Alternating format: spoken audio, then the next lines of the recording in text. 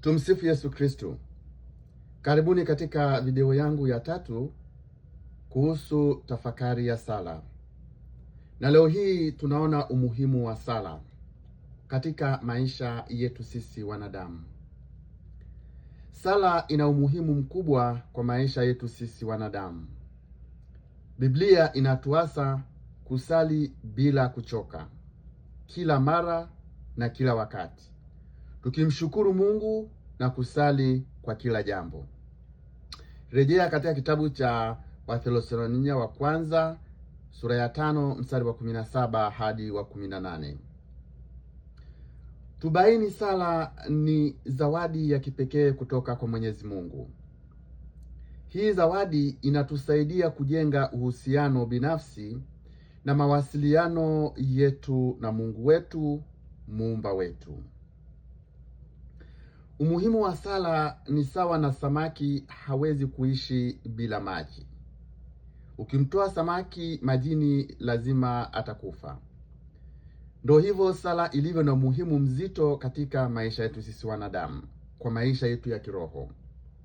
Au kama chakula ni jambo la maana kwa miili yetu,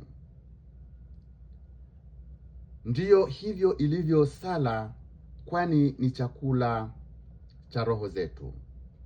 Mtakatifu Padre Pio alisema sala ni sawa na oksijeni ya roho zetu. Pia mmea hauwezi kunawiri, lazima uwe na mwanga. Mmea unapopata mwanga, ndio hapo unaweza kustawi na kuendelea vizuri. Na ndio hivyo ilivyo na umuhimu wa sala katika maisha yetu sisi wanadamu. Ni wazi kuwa Mungu ndiye mwanzo na mwisho wa maisha ya mwanadamu. Tumetoka kwake na kwake tutarudi na kuishi na Mungu wetu Mwenyezi milele yote. Katekisimu yetu yasema Mungu ndiye aliyetuumba na kutuweka hapa duniani, tumpende, tumjue, tumtumikie na mwisho tupate kufika kwake mbinguni. Tunaposali tunapata nuru za kudumu na kuelewa mapenzi yake daima na kuweza kuyafuata. Tunaposali Mungu anatuangazia na kutujaza neema zake zaidi, ili tuzidi kubaini mapenzi yake matakatifu na kuweza kushika neno lake jinsi anavyolitaka yeye. Turejee mifano kutoka Biblia takatifu ya watu waliojua umuhimu wa sala na kuweza kusali, yani kutilia maanani katika maisha yao. Turejee katika kitabu cha Kutoka sura ya 32 mstari wa 11 hadi wa 14. Musa alisali na Mungu akaacha adhabu aliyotaka kuwapelekea Waisraeli wakati walipotengeneza ndama na kumwita yule ndama kwamba ni Mungu wao. Hiyo ilimchukiza Mwenyezi Mungu, lakini wakati Musa aliposali, Mungu aliweza kusikiliza sala zake na kuweza kuwasamehe. Turejee katika kitabu cha Wafalme wa kwanza sura ya 18 mstari wa 41 hadi 45. Nabii Eliya alisali kuomba mvua na Mungu akapokea sala zake, kwani mvua ikanyesha nyingi sana. Tunaona kwamba alijua umuhimu wa sala na akaweza kumlilia Mwenyezi Mungu na Mungu akamjibu. Turejee katika kitabu cha Malkia Esther sura ya 4 mstari wa 15 hadi wa 16. Malkia Esther alisali na kufunga na kuambia pia watu wafunge naye, na kwamba katika sala yake aliyosali kumlilia Mwenyezi Mungu, Mungu alimsikiliza na Mungu akamjibu. Turejee katika kitabu cha Matendo ya Mitume sura ya 4 mstari wa 31. Tunaambiwa kwamba walisali mara pale mahali pakatikisika, wakajawa na Roho Mtakatifu, wakajazwa na ujasiri wa kwenda kulihubiri neno la Mungu, kuhubiri Injili takatifu bila kuwa na uoga wowote. walijua umuhimu wa sala na hatimaye wakasali na Mungu akawasikiliza. Turejee katika kitabu cha Mathayo sura ya 14 mstari wa 13 hadi 21.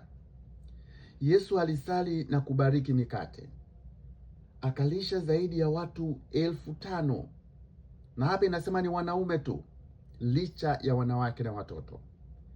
Inaonyesha nguvu za sala. Yesu alisali, ametuonyesha mfano kwamba tunaposali ndio hivyo, Mungu anabarikia kazi zetu, maneno yetu na shughuli zetu, ni yale tunayotaka Mungu anatujalia. Turejee katika kitabu cha Mathayo sura 26 mstari wa 36 hadi 46.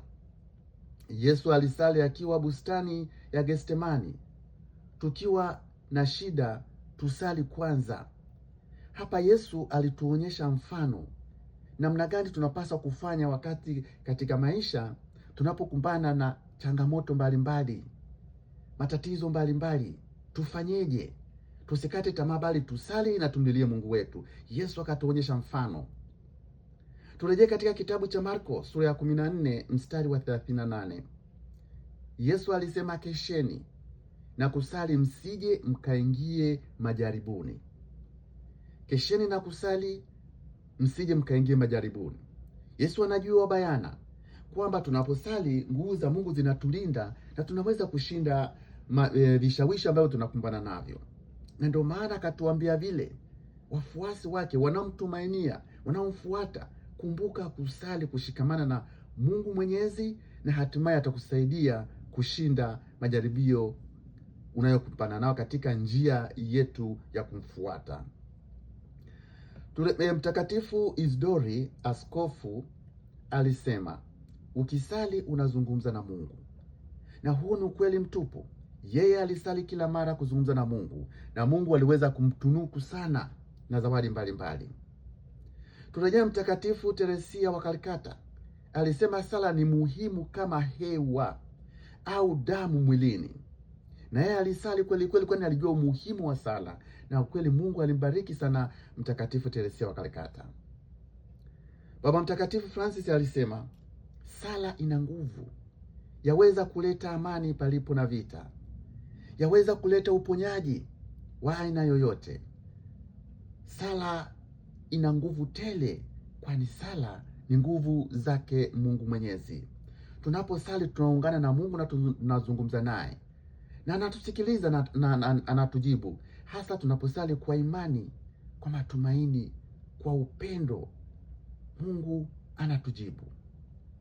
Tumeona kwamba sala ndiyo njia yetu ya kwenda mbinguni kwa Baba yetu wa milele. Sala ni ufunguo wa mbinguni, inafungua mlango wa mbinguni na kuweza kumfikia Yesu Kristo mkombozi wetu. Ndio maana wahubiri wa dini zote kusisitiza kwa kina watu wasali. Sala inatuletea matumaini ya kuishi tukijua bayana Mungu yupo nasi, naye anatusikiliza tunaposali. Kuendana na umuhimu na uzito wa sala maishani, jitahidi kusali mara kwa mara, hasa wakati tunapoamka, kabla ya kula chakula, unapolala, unapofanya safari, wakati unapofanya maamuzi makubwa hata kama ni madogo. Yesu alisali kila wakati, hususan wakati wa maamuzi yoyote yale. Ametuonyesha mfano ambao wewe na mimi tunapaswa kuutekeleza siku zote. Hakikisha ndugu, pangilia muda wa sala katika maisha yako. Sali ukiwa nyumbani, kanisani, kazini, shambani, njiani, safarini, hospitalini, sokoni, hotelini, kwenye sherehe, msibani, mkutanoni na popote pale. Sali ubarikiwe na kulindwa daima na Mungu Mwenyezi. Kaa ndani mwake, naye atakaa ndani mwako daima. Mungu awabariki nyote.